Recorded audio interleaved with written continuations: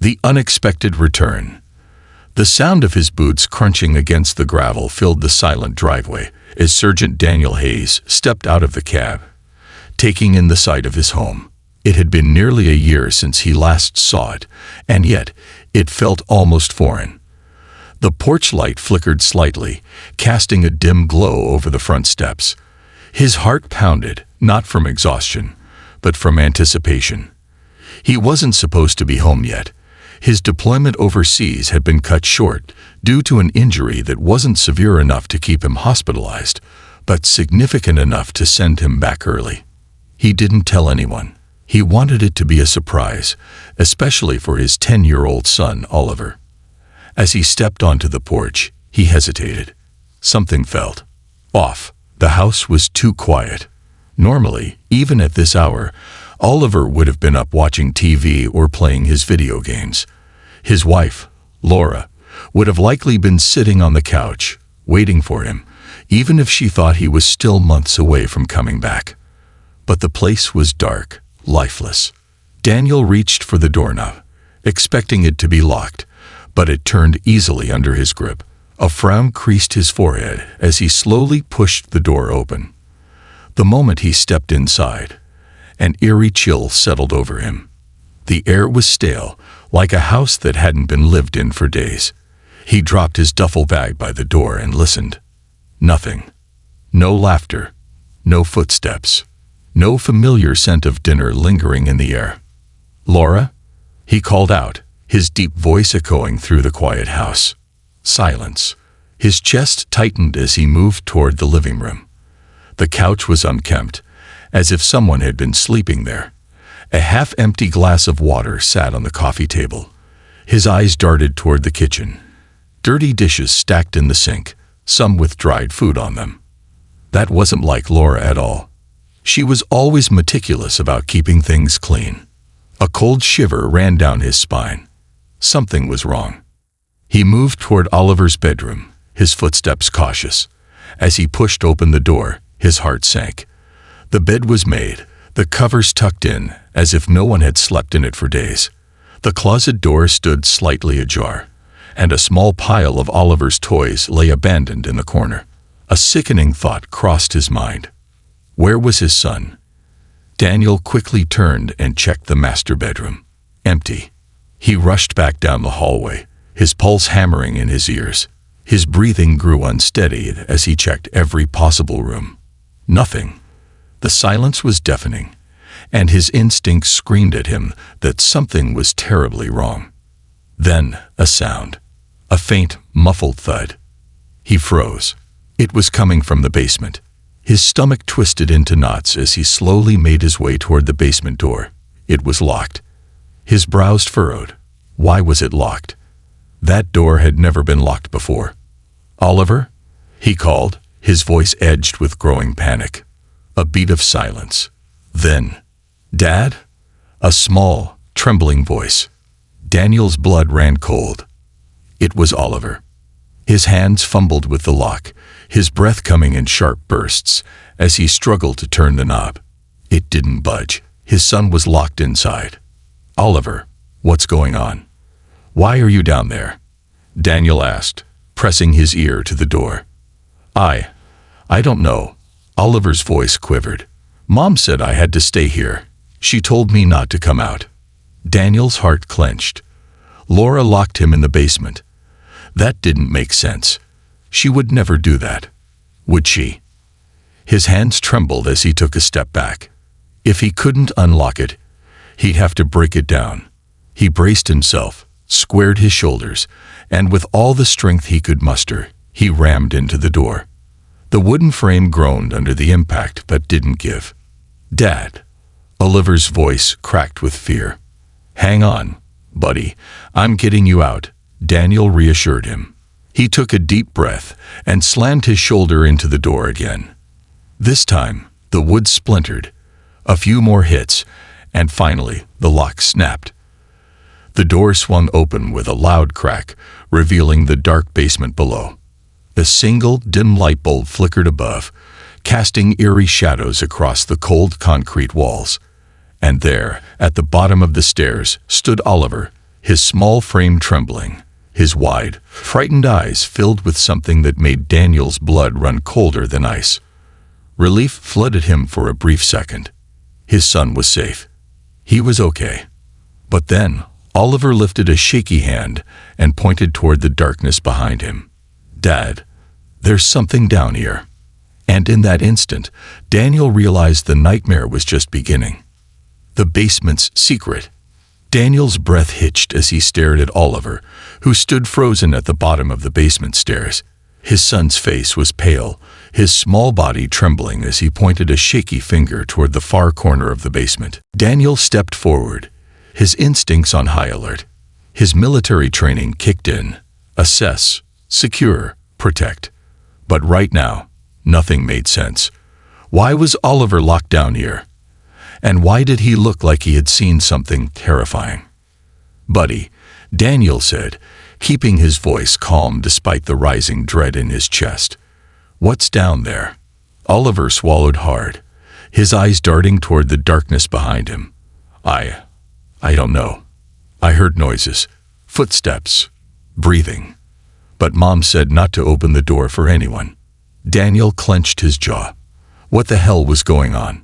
He stepped into the basement, his boots hitting the cold cement floor with a solid thud. The single, flickering light bulb above them cast long, eerie shadows, making the room feel smaller than it was.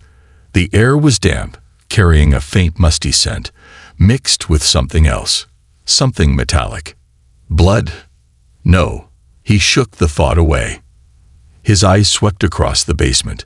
There were a few storage boxes, some old furniture covered in white sheets, and a rusty metal shelf against the far wall. Nothing seemed out of place. Then, a noise, a faint, almost imperceptible shuffling sound. Daniel's head snapped toward the back corner of the basement, where an old wooden wardrobe stood, half covered in a tattered blanket. He could feel it. Someone was there. His muscles tensed. His hands itched for a weapon, but he had none. "Stay behind me, Oliver," he murmured, his voice barely above a whisper. Oliver gripped the back of his father's jacket, his small fingers curling tightly into the fabric. Daniel moved forward, his footsteps careful, controlled. Every fiber of his being screamed at him to be ready for anything. His heart pounded like a war drum in his chest as he reached for the edge of the blanket covering the wardrobe. With one swift motion, he ripped it away. Dust flew into the air, and Daniel coughed, waving a hand in front of his face. The wardrobe loomed before him, its doors slightly ajar.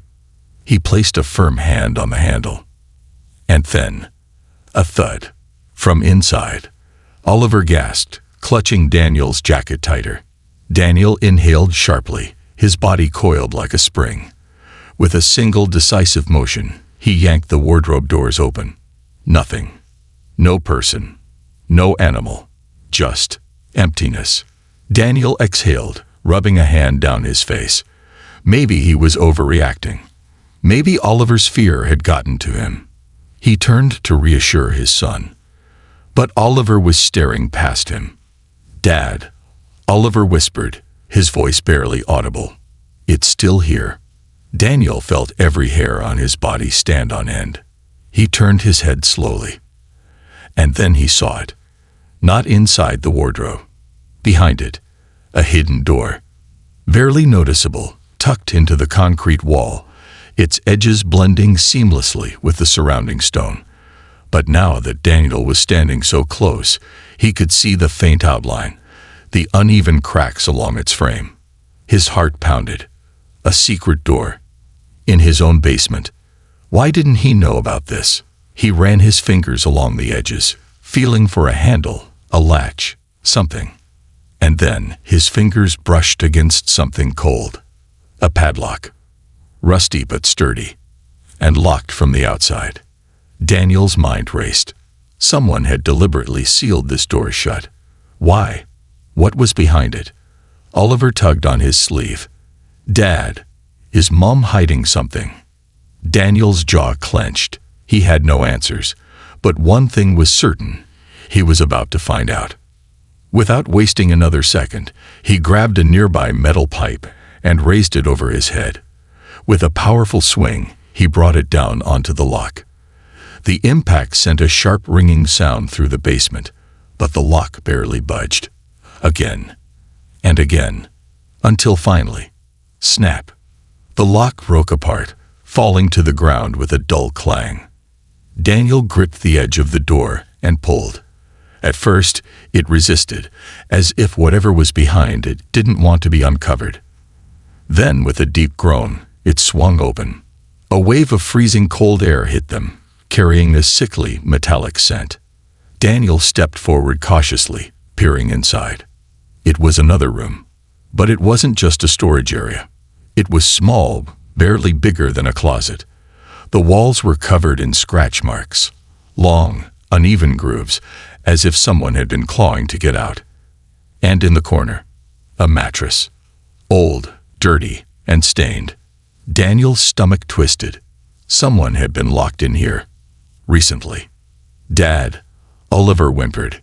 Then, something else caught Daniel's eye. Near the mattress, half hidden under an old blanket, was a photo. Daniel reached down, his fingers trembling as he picked it up. He turned it over, and his blood ran ice cold. It was a picture of Laura, holding a newborn baby. But the baby wasn't Oliver. And the date on the back, 3 years before Oliver was even born. Daniel's breath came in short, shallow bursts. His hands clenched the photograph as a horrible realization started creeping into his mind. What had Laura done? Who had been in this room? And why had she locked their son in the basement? A shadow shifted behind him. Daniel whirled around and froze. Laura was standing at the top of the basement stairs, her eyes dark, unreadable, and in her hand, a knife. She tilted her head slightly, her lips curling into the faintest hint of a smile. "You weren't supposed to come home yet, Daniel." The air turned deadly silent.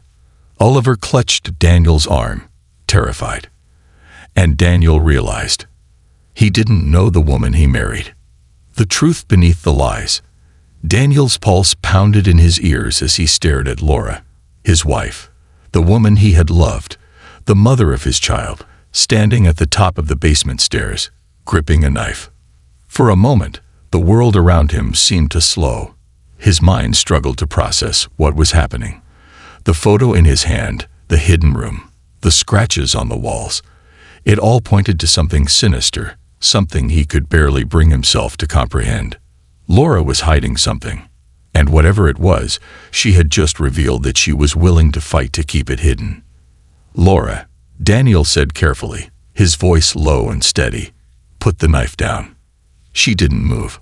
Her expression was eerily calm, but her eyes held a storm, something wild, desperate, unreadable. "You shouldn't have come back early," she murmured, her fingers tightening around the knife handle. "You weren't supposed to see this." Oliver whimpered behind Daniel, clutching his father's arm.